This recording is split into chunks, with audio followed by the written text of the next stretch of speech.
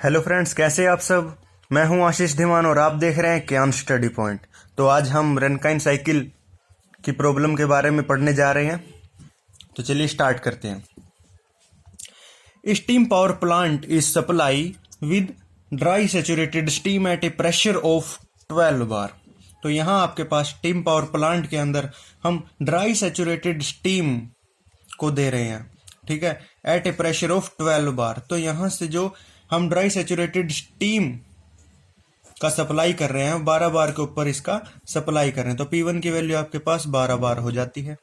इसी तरह से and exhaust into a condenser at 0.1 bar. तो इसका एग्जॉस्ट हो रहा है कंडेंसर के अंदर 0.1 बार के ऊपर, मतलब P3 की वैल्यू आपके पास 0.1 बार हो जाती है। इस तरह से calculate Rankine efficiency.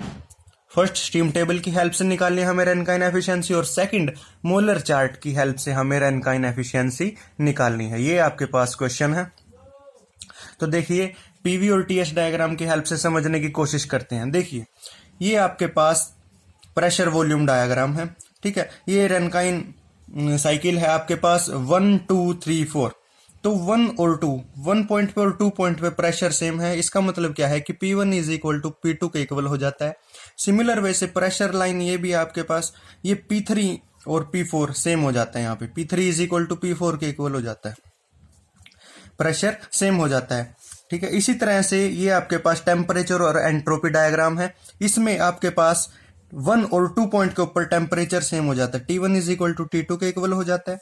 Similar way से 3 और 4 पॉइंट के ऊपर टेम्परेचर सेम है, ठीक है, तो T3 is equal to T4 के इक्वल हो जाता है यहाँ से, ठीक है। अब हमें क्या है, एफिशिएंसी निकालनी है। एफिशिएंसी का फॉर्मूला हमें पता है, रेनकाइन एफिशिएंसी का फॉर्मूला है H2 माइनस H3 अपॉन में H2 माइनस HF3, ठीक है। रेनकाइन एफिशिएंसी निकालने के लिए ये वैल्यूज होनी चाहिए।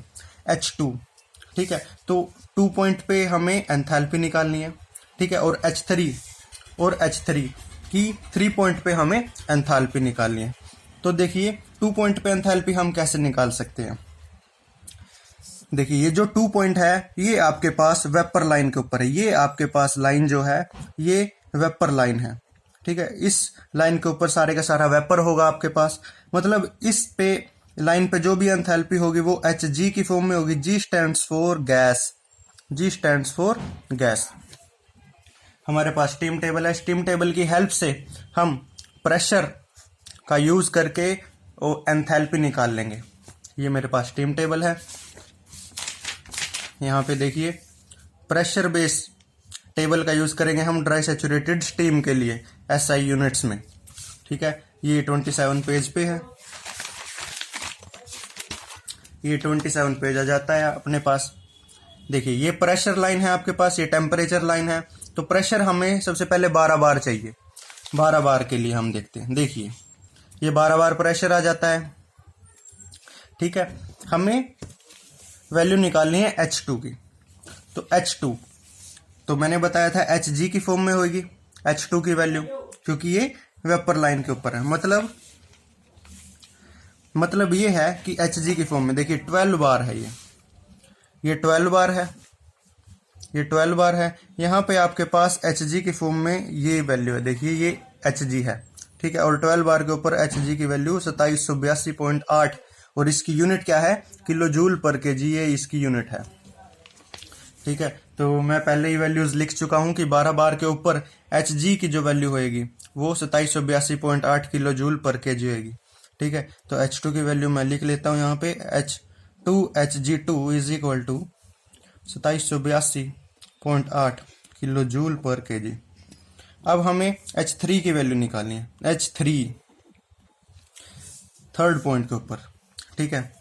अब वेपर लाइन के ऊपर तो डायरेक्टली आपके पास वैल्यूज दी गई होती हैं स्टीम टेबल के अंदर, लेकिन ये आपके पास पॉइंट जो है वेपर लाइन के ऊपर नहीं है, ठीक है, और ये इन दोनों लाइन के बीच में है। तो सबसे पहले हम इसका ड्राइनेस फ्रैक्शन निकाल लेंगे कि कितनी स्टीम के अंदर वेपर कंटेंट है और कितना वाटर कंटेंट है। तो उसका हम ड्राइनेस फ्रैक्शन निकाल लेंगे, और उसकी हेल्प से हम फॉर्मूले का यूज करके H3 की वैल्यू निकाल लेंगे। देखिए, फॉर्मूला क्या है आपके पास, HF3 प्लस में X3 HFG3, ये फॉर्मूला है, ये फॉर्मूला बहुत काम आने वाला है आपको, ये फॉर्मूला रट लीजिए।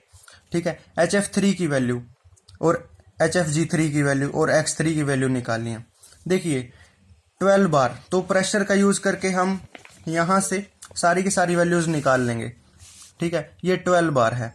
ठीक है, तो यहाँ से हम इसका यूज करके HF की वैल्यू निकाल सकते हैं, HFG की वैल्यू निकाल सकते हैं, HG की वैल्यू निकाल सकते हैं, SF, SFG, SG की वैल्यू निकाल सकते हैं।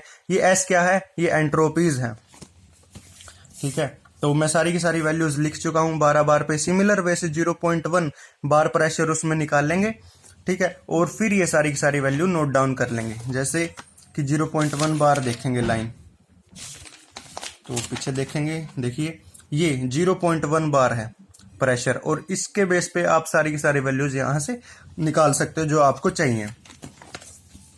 ठीक है, तो देखिए H3 की वैल्यू, H3 निकालने के लिए हमें X3 की जरूरत है। X3 कैसे निकाल लेंगे, एंट्रोपी का यूज करके S3 निकाल लेंगे हम।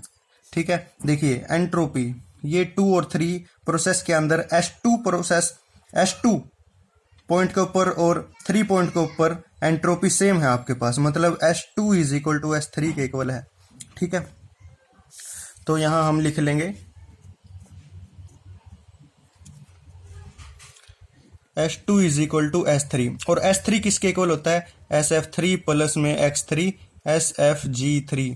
ये फॉर्मूला भी है, ये फॉर्मूला भी आपको देखिए सेम फॉर्मूला है, बस H की जगह S लगा दिया है। ठीक है, ये याद रखना है आपको, बहुत सा यूज होने वाला है आगे। तो मैंने ये सारी की सारी वैल्यू निकाल ली है, 2 पॉइंट के ऊपर, 12 बार के ऊपर और 0.1 बार के ऊपर भी मैंने सारी वैल्यू निकाल ली है। ठीक है, H2 SG2, मतलब कि 12 बार के ऊपर SG की वैल्यू जो होगी वो H2 के इक्वल होगी, वो ये है आपके पास वैल्यू। तो H2 is equal to 6.5190 is equal to SF3। ठीक है, मतलब इस पॉइंट के ऊपर SF3, ठीक है, इस पॉइंट के ऊपर SF3 और SFG3 इसी पॉइंट के ऊपर, और इस पॉइंट पे आपके पास 0.1 बार प्रेशर है। ठीक है, यहां से आपके पास कंडेंसर के अंदर स्टीम दे दी जाती है, इसीलिए इसको हम कंडेंसर प्रेशर भी बोल देते हैं। ठीक है, तो SF3 की वैल्यू अपने पास है यहाँ पे 0.6494। ठीक है, प्लस में X3 और HFG3 गुणा में 7.5013। तो इस तरह से X3 की आपके पास वैल्यू आ जाएगी 0.782। ये S3 की वैल्यू आ जाएगी, X3 की वैल्यू आ जाएगी। ठीक है, अब ये X3 की वैल्यू हम इसमें पुट कर सकते हैं, और ये वैल्यूज भी हमारे पास हैं यहाँ पे। तो H3 की वैल्यू हम निकाल लेंगे, HF3 की वैल्यू 191.9 ये आपके पास है। सिमिलर वैसे X3 प्लस में 0.782 गुणा में HFG3 ये है 2393, और इस तरह से H3 की वैल्यू आपके पास आ जाएगी 2064.37। इसकी यूनिट पीछे जरूर लिखनी है, किलो जूल पर केजी। अगर यूनिट नहीं लिखेंगे तो नंबर काट लिए जाएंगे आपके, यूनिट जरूर लिखनी है। ठीक है, तो ये सारी वैल्यू हम जो है एफिशिएंसी में पुट कर देंगे। देखिए एफिशिएंसी क्या थी कि ये एफिशिएंसी है H2 माइनस H3 अपॉन में H2 माइनस HF3। H2 की वैल्यू क्या निकली है अपनी 2782.8।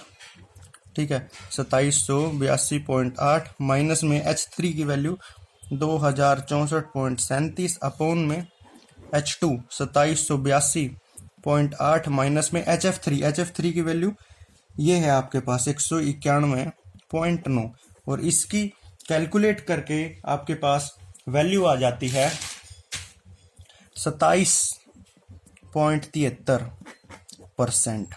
ये आपके पास आंसर फर्स्ट है कि स्टीम टेबल का यूज करके हम ये वैल्यू निकाल सकते हैं एफिशिएंसी की। इसी तरह से मोलर चार्ट का यूज करना है। मोलर चार्ट तो बहुत ही आसान है, कैसे देखिए ये मेरे पास एक मोलर चार्ट है।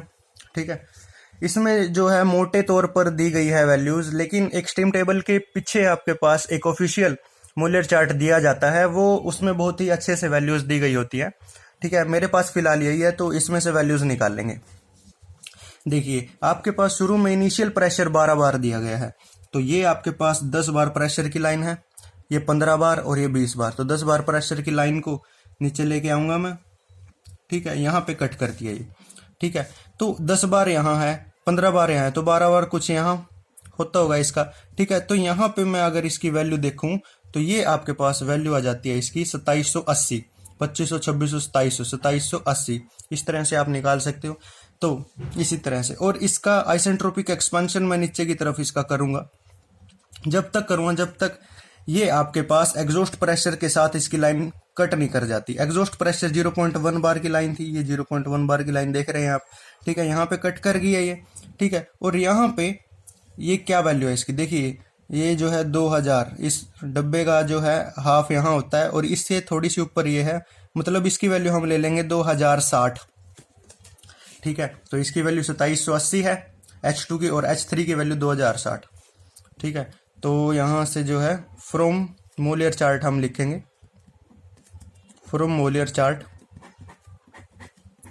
H2 की वैल्यू जो है 2780 किलो जूल पर केजी हो जाती है। इसी तरह से H3 की वैल्यू जो हो जाती है वो 2060 किलो जूल पर KG. Efficiency Rankine H2 minus H3 मतलब 2780 माइनस में 2060,